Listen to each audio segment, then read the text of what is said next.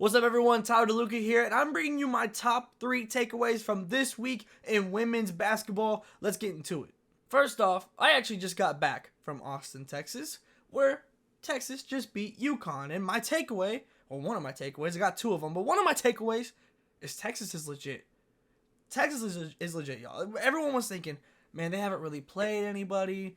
We don't really know exactly what they look like yet. Dead it. Texas is legit, and it all boils down to Roy Harmon. She is the heart, the engine, the brain, everything of this team starts and finishes with Roy Harmon, and she had what might have been the best game of her career. I mean, I've been a huge fan of her since she came in her freshman year. This might have been the best game of her career. 27 points, 13 assists, and that's just the box score. And that's really just offense. We're not getting into the fact that she was guarding Paige Bueckers the entire game. And when I say the entire game, I mean the entire game. Roy Harmon does not leave the floor basically at all. So she did this for 40 minutes, and she was either guarding Nika Mule or Paige Bueckers. So you're running the offense. Everything is on your shoulders. One of the most responsible, a player given the most responsibility on both sides of the ball that I've personally seen. And she does it incredibly. Last season, there were times where, and she kind of answered all my critiques. Because last season, there were times where I was like, man, she's not looking at the rim on offense. Or she's almost a robot at times, I felt like. And I didn't know, honestly, if that was a Vic Schaefer issue with the system, or if that was a Rory, just offensive mentality thing. But she killed any criticism that I could have possibly had last year, and any of my critiques proved all of them wrong in this one game with her aggressiveness, her ability to look at the rim, make her own shot, get shots for other people. She was absolutely fantastic in this game. And if she's playing like this, there's no conversation that she won't belong in. She is that caliber of a player when she's playing like this. It's just about finding that consistency. And last year she struggled coming off injury, I think, a little bit. Not that she was bad, but finding this level, finding this gear to be in. But she found it in this game, and it was huge. But she didn't do it alone. There's another player I want to point out is Madison Booker, a freshman, came in and immediately set the tone. It was like a 7-for-7 shooting start for Texas, and Madison Booker and Roy Harmon were the 2 biggest factors within that. Immediately set the tone, and Booker went out and played 40 minutes too. And her shot is so smooth, and it's something that is such a huge addition to this Texas team and their offense, because at times it felt like they were getting a little stuck in last season. They would get stuck. Madison Booker is here to fix some of those problems. On top of, I just think that this Texas team looks to be better on paper than last year's. But I mean, man, this team looked incredible. They're still missing Gaston, who is a huge piece. I mean, this is a really, really good player that they're missing. But the biggest thing that stuck out to me was I was at the game, and I covered the game, and in the post-game press conference, Gino Auriemma called them a team without flaws that he could find. That's Gino saying that. That's Gino Auriemma saying that he couldn't find flaws in this team. He called Roy Harmon the best player that they've played so far this season. The compliments were flying through from Gino and from UConn, and I don't take those lightly. And it matches up with everything that I saw in this game. So my first takeaway from this past week, don't sleep on Texas.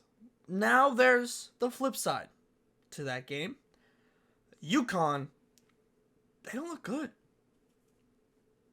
It's a weird thing. UConn is 4-3. Most of us probably don't want to lie the last time that we could see when that happened. It's weird. It's like it's almost hard to wrap my brain around that UConn is 4-3, and obviously the loss of AZ Fudd is tremendous. But where do they go from here? And there's a couple of things that I took away from this game against Texas to figure out what's next for UConn. And one of the biggest things is that the offense looked stuck at times, in my opinion. And and this is not me saying to bench Paige Bueckers. Absolutely not. Absolutely not. But it wasn't until the fourth quarter when Paige was on the bench that this team really got flowing. And the reason I feel like that happens is because everything is trying to go through Paige Bueckers. And she's obviously an incredible player. but I think it makes the offense one-dimensional at times. And Gino even said, like, when Paige is having to dribble 7 times before getting a shot up, that's not the player that she is. And that's okay. But the UConn is playing at times during this game, most of the time during this game, as if that is the kind of the type of player that she is. And it's not.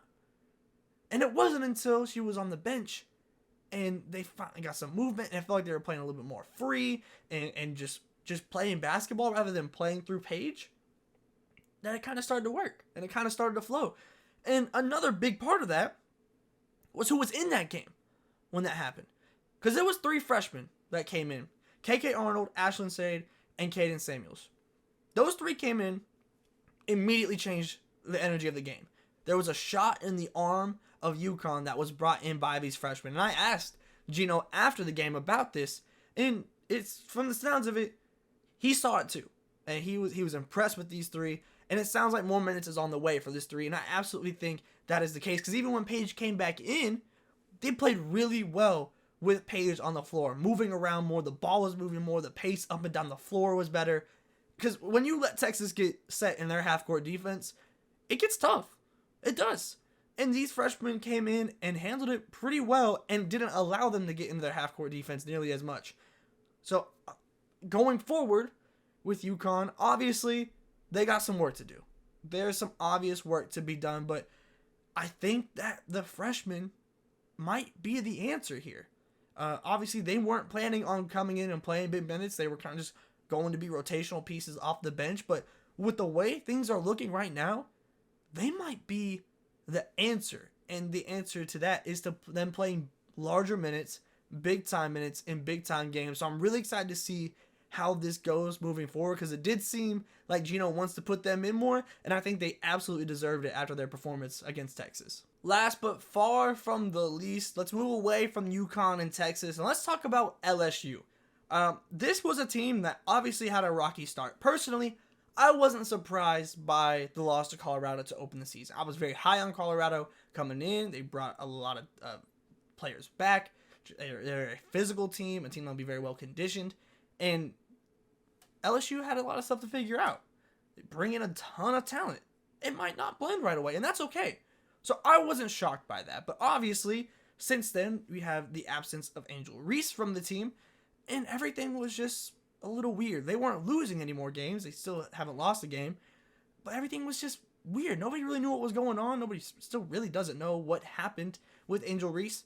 But she's back. And she came back against number 9 Virginia Tech. And all I have to say is, welcome back to LSU as a whole, because this team looked like the team that everyone was excited to see coming into this season. Obviously the reigning champs, but then you go in and you add Haley Van Lith, you add Anissa Morrow, you add Michaela Williams as a freshman. This was the team that everyone was anticipating. This was the team that people expected to come in and dominate, and that's what they did against Virginia Tech. I was so incredibly impressed. I mean, Angel makes her return in this game and drops 19 points and 9 rebounds. Pretty much picking up where she left off earlier in the season. I still think that there's improvements to make with conditioning wise and stuff like that, but that's going to happen and that's going to come, and she's only going to get better and better. But my biggest question coming into this game on the court was, how do Anissa Morrow and Angel Reese, how does that tandem work down low, especially with the injury to Samaya Smith? How does that work? And against Virginia Tech, it worked phenomenally. I mean, Anissa Morrow is on a tear right now. 19 points and 15 rebounds in this game. Just came off a huge performance against Virginia in the Cayman Islands around Thanksgiving. She's on a tear right now, and she is an incredible talent. And it looked like in this game, they were figuring it out.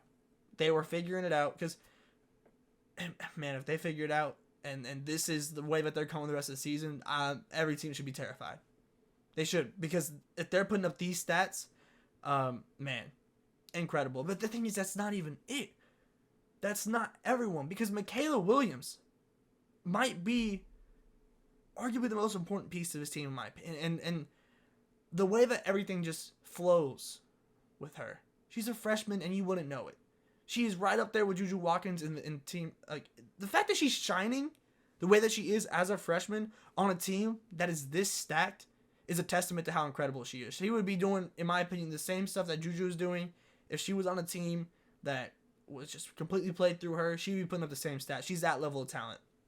And I mean, she is incredible. She is going to win LSU many games this year, and some major games at that. I think she seems absolutely built for any and all moments. She is a huge piece to this team. So we still, I didn't know what to really expect in this game against Virginia Tech, but any question I had going into this game specifically against Virginia Tech, LSU answered. They passed every test with flying colors. And if this is the way that they're coming the rest of the year, like I said, every team should be absolutely terrified seeing them on the schedule. Because the talent is obviously there. On paper, they're probably the most talented team. When you go individual for individual, they're probably the most talented team in the entire nation. Once they start working as a team, which is what they did against Virginia Tech, it could get scary for the rest of the nation. All right, y'all, that's going to do it for my 3 major takeaways from this past week in women's basketball. It was a huge week, and there are many more games to come in this coming week. So I'll be back next week with my takeaways. But before then, let me know what your biggest takeaways of the week down below.